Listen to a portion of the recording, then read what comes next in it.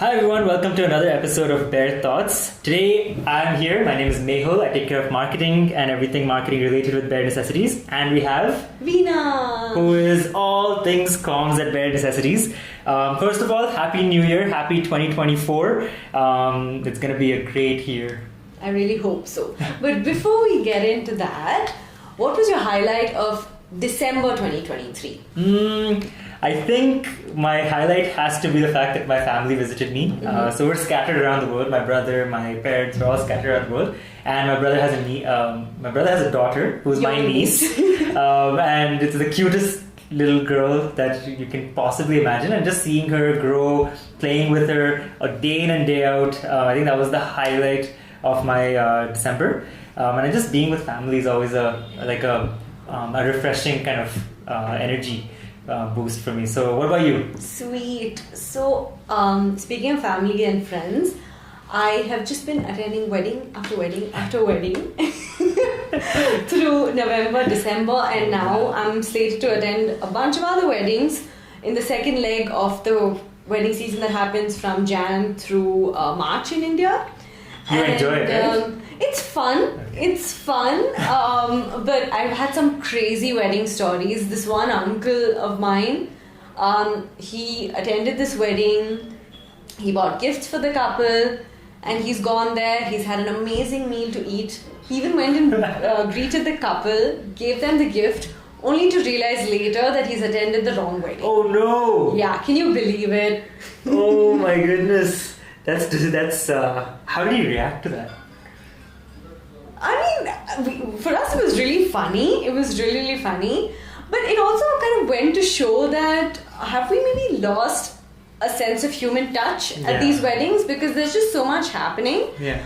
And maybe there's this innate pressure to show up at the wedding and bring along an obligatory present, which may not entirely resonate with the couple and their desires in life. I think you're right. It goes both ways as well. So as the couple or as the family that's hosting, and also the guests, I think everyone is now kind of in the stage where I think you said it earlier too, where it's like a cookie cutter kind of framework that we're going through, where there are set type of gifts that I can take for a wedding, such as mugs or whatever it is, and there's set types of gifts that I can give back as a family as well. I feel like there are sense of personalization, the sense of kind of like showing yourself through the gifts that you give, because gifting is here to stay. Gifting is not like it's a bad habit. It is here to stay. It's a very nice gesture to show that I'm grateful and thankful to you or to whoever I'm gifting. But I think that sense of personalization, and I guess we take so many shortcuts in life in general that that sense of personalization has just been lost, in my opinion. And I hope that really comes back. And I think it is. Yeah, I think it's definitely making its way back into gifting, definitely. Also, I noticed that a lot of brides and grooms together are trying to make their wedding itself super personal. Yeah. But perhaps the easiest way that they're able to make an aspect of their wedding very personal and sustainable actually is gifting. Yeah. And the way I know this is through a lot of the queries that come in to bear for wedding gifts. And so many brides just really, really look out for sustainable gifts to be a part of their wedding. We have customized notes, customized engravings. They want to team up with brands that have a story to tell, that have a real impact to create. And by supporting them, as brides and grooms, you're indirectly supporting a community which is underserved in some way, but also fueling their livelihood and their employment. So your wedding in a way becomes very, very special. Yeah. And it's quite lovely to see brides just go out of their way to do it. Yeah. And we're eternally happy to be in their service. Yeah, no, I agree. And I think for my wedding, for instance, I think I did feel that to make it kind of sustainable, I think limiting the guest list. But maybe that's not for everyone. That's just something that I believed in, because I just genuinely wanted to go and say hi to everyone that I could possibly see. And not think even for a second, do I know this person? For sure. So maybe that is a hot take. Maybe I don't know if that resonates. No, you won't have instances like my uncle did. Yeah, exactly. They know exactly where they're going and what they're getting into.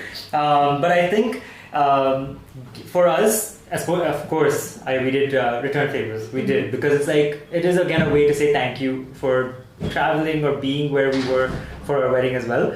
But at the same time, I just feel that we, being part of Bare Necessities, we ended up kind of giving Bare Necessities gifts to people who attended our wedding. But I think it was seen more like a very genuine kind of gift, because we gave a small soap and like very personal care related things, rather than a mug or like a photo frame or something, because those things are stored, those things are kept. And oftentimes, I don't know if you do this, but I have seen my parents get gifts, they keep it in their shelf, and then later on reuse, repurpose, and gift it to someone else, right?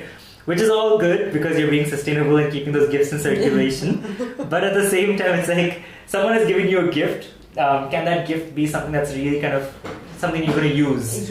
I think. So that's what we did. It was something that was close to us. Of course, it's biased. I work at Bare Necessities, so I went for Bare Necessities gifts. I also like boosted our revenues a little bit with that.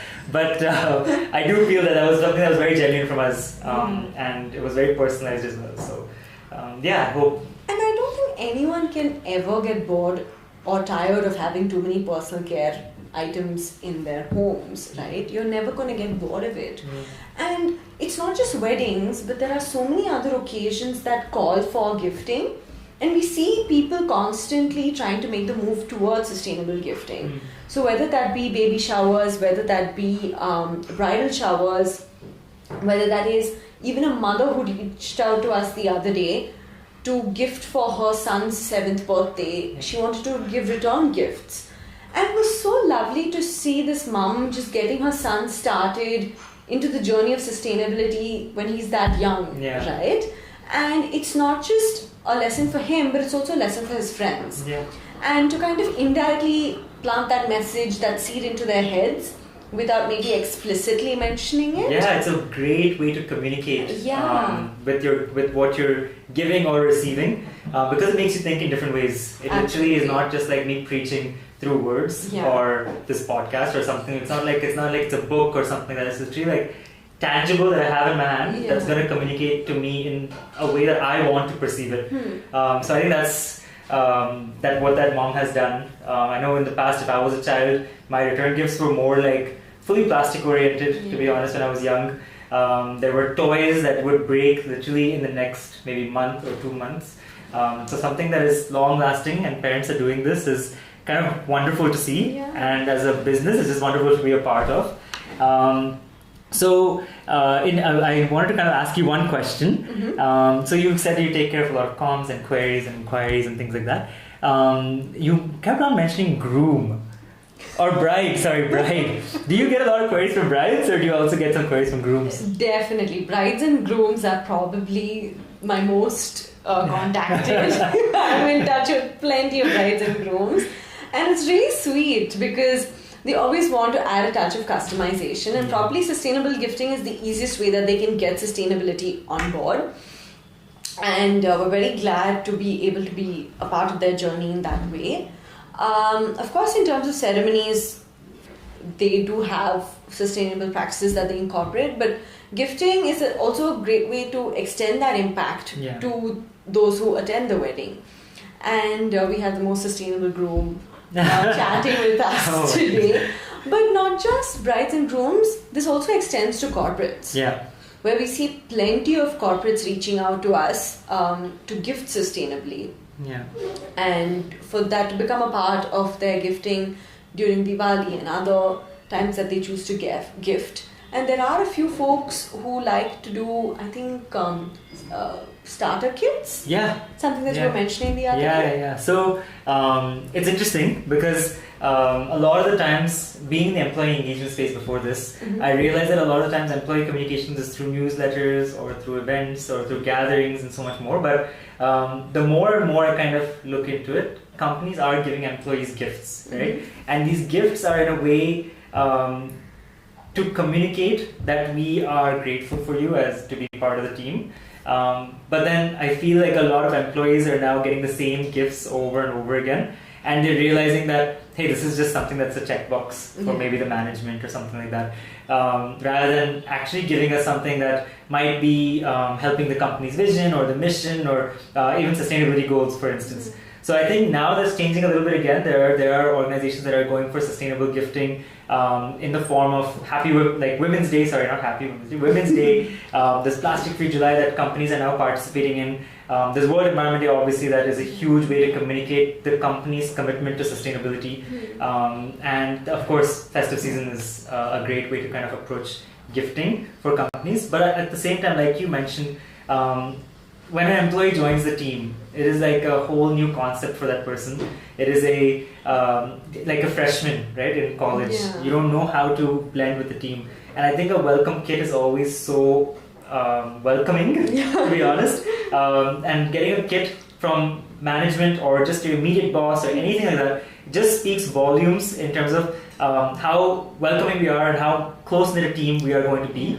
And I think that just makes the person feel comfortable. So we've worked with a few partners now who are just doing these welcome kits, and and they're making it sustainable. They're making it personal care oriented, or personal care then kind of transitions into self-love and kind of mental health as well, right? So I think there are organizations doing that. And of course, experiences. Like as much as I talk about gifting a lot, there is a lot of experiences that you can also kind of do. So even if you take your team out for a retreat or something like that, it's also a great gift. I know for my wedding as well, I'm going back and forth for my wedding. Someone gifted us a cooking class, right? And it's a great just experience to be a part of. Yeah. So I think the transition is happening, and I'm seeing it happen. Of course, being part of this organization and stuff like that as well. But it is interesting to see that organizations are slowly realizing the importance of gifting and not just making it a checkbox. Yeah. It is like, I will curate something today, and that's what I'm seeing.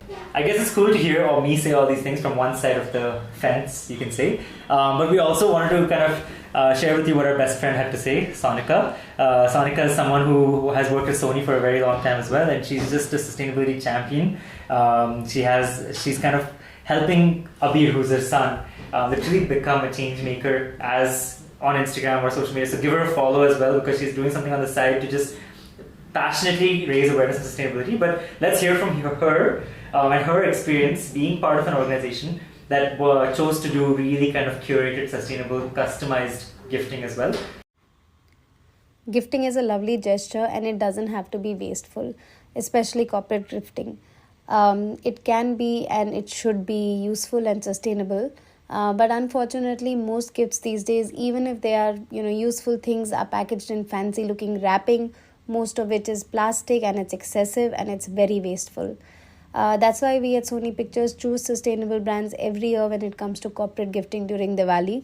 We've been choosing useful, sustainable products from genuinely sustainable brands like Bare Necessities, who even ship everything plastic free.